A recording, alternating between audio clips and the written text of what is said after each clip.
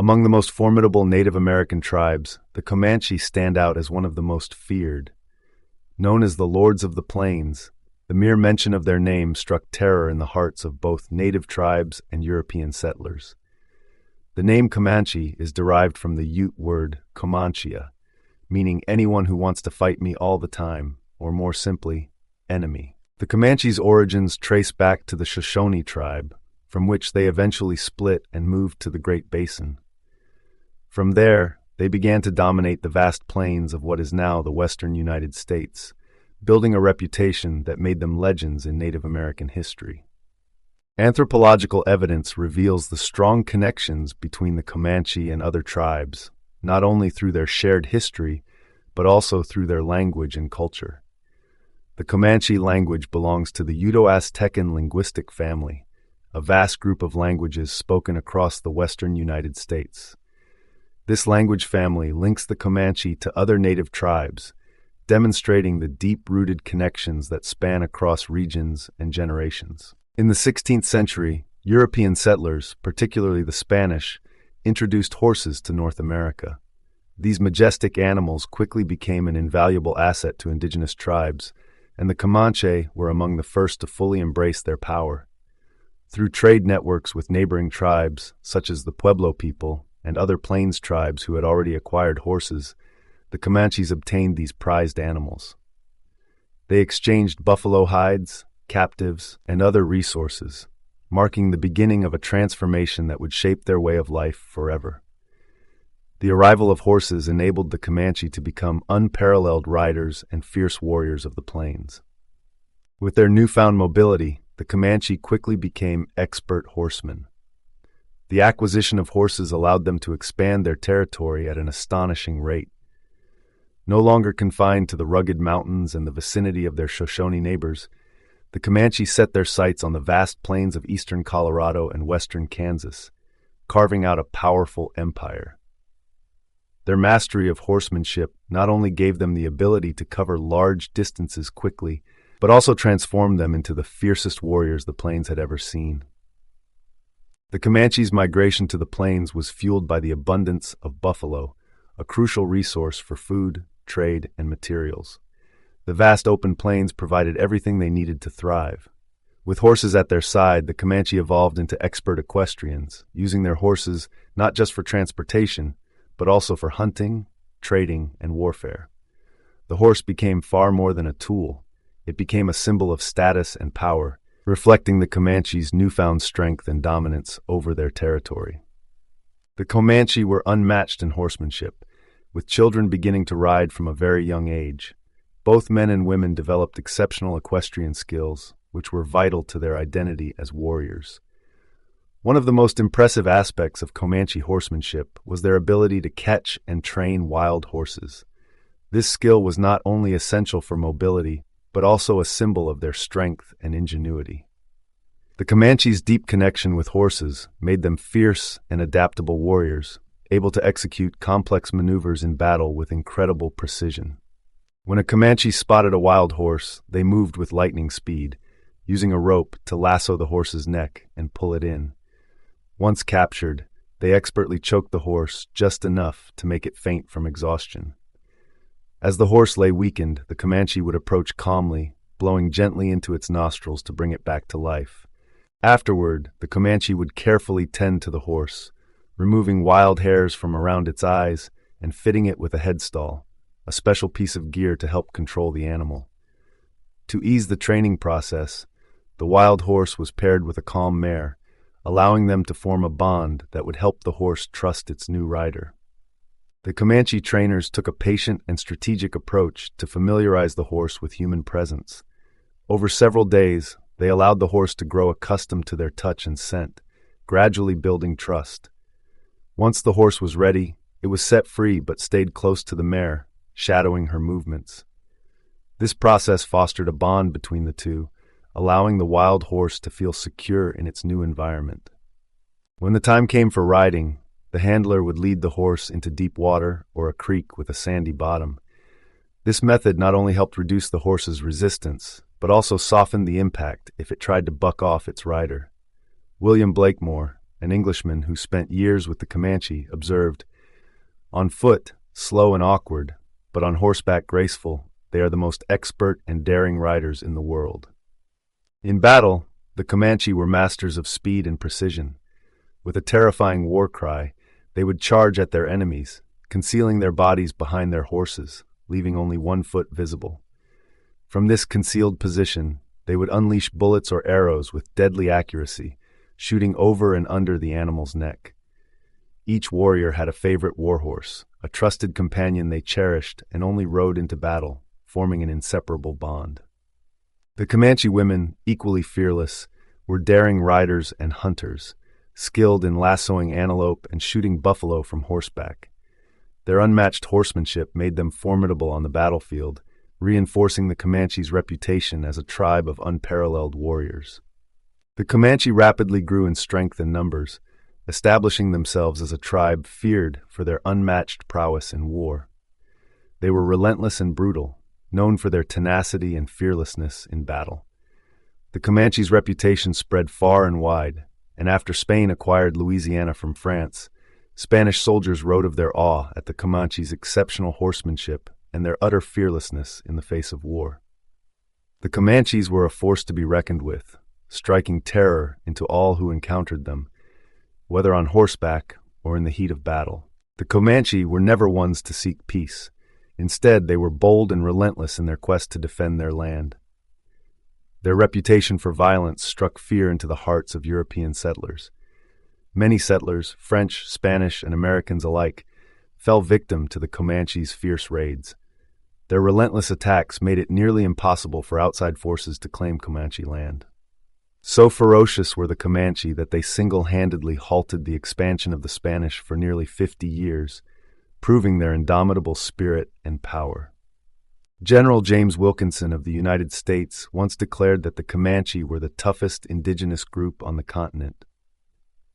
Originally labeled as mere horse thieves, the Comanche soon earned a fearsome reputation far beyond this title. Their raids were brutal and relentless, so intense that they became known as Comanche Moon by northern Spanish and Mexican settlers. During these devastating nighttime assaults, hundreds of Comanche warriors on horseback would sweep into Mexican settlements, massacring men, abducting women, and stealing horses. Their terrorizing presence left an indelible mark on the history of the American West, proving their unmatched fearlessness and savagery in battle. As European settlers ventured into Comanche territory, they quickly learned to fear the Comanche's ruthless raids. The Comanche would strike without warning, attacking the men, seizing their horses, and later offering to sell these stolen horses to the Spanish-Mexican Empire or Americans. Though their numbers were estimated at only around 40,000, each Comanche owned 2 to 3 horses, symbolizing wealth, power, and status within their society. For young braves, frequent raids were a rite of passage, an essential way to prove their strength, skill, and ability to steal and kill, establishing their place in Comanche culture. For the Comanche, raids were not just acts of survival. They were the primary means of gaining prestige, wealth, and respect within their families and bands. Young braves earned their place in society by demonstrating their strength, skill, and ability to provide for their people through frequent raids. Success in battle and theft was a clear indication of their proficiency and bravery, reinforcing their status in a culture deeply rooted in strict adherence to tradition and custom. The ability to bring back horses, weapons, and spoils not only proved their worth, but solidified their place in Comanche society. The Comanche were infamous not just for their relentless raids, but for the brutal torture they inflicted on captives. Comanche women in particular were known for their ruthless skill in tormenting prisoners.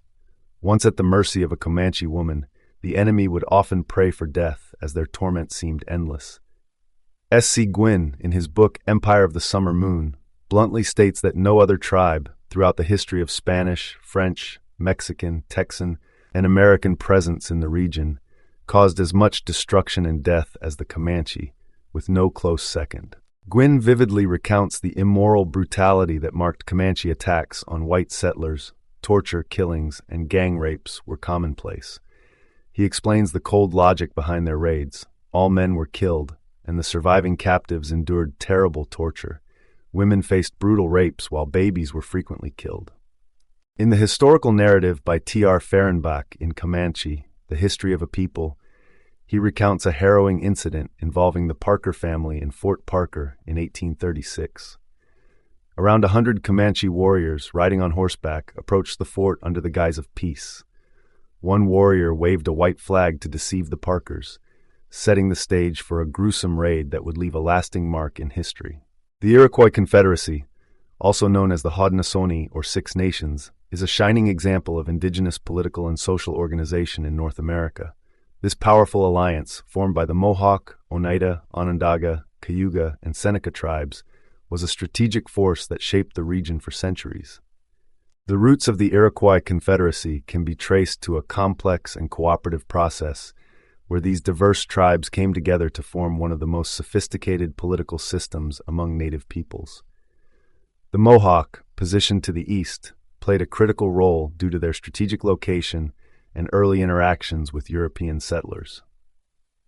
The Oneida, rooted in the Great Lakes region, and the Onondaga, from the central part of modern-day New York, added rich cultural and geographical diversity to the alliance. Further strengthening the Confederacy, the Cayuga and Seneca, residing to the west and south respectively, brought their unique contributions, which helped make the Iroquois a formidable force. Interestingly, the name Iroquois was not self-chosen. It was given by their enemies, the Algonquin, and it meant rattlesnake, a fitting symbol for their deadly, silent strikes and swift attacks. The Iroquois were feared for their deadly efficiency in battle, earning the name rattlesnake from their enemies. Why rattlesnakes? Because the Iroquois were masters at sneaking up on their enemies and delivering not just fast, but lethal strikes. Their ability to launch a swift, deadly attack left their enemies unable to react before countless warriors had already fallen. Known for their assertive nature, the Iroquois regularly expanded their territories through raids on rival tribes, defeating many in their path. Their raids were relentless, terrorizing neighboring tribes. Among the hardest hit were the Huron, Erie, and Susquehannock, who were left reeling from these fierce incursions, solidifying the Iroquois' reputation as the terror of the northeastern tribes. From a young age, Iroquois youth underwent intense military training, sharpening their skills with bows, arrows, spears, and clubs. As they reached adolescence, they were actively involved in raids against rival Native American tribes and occasionally white settlers.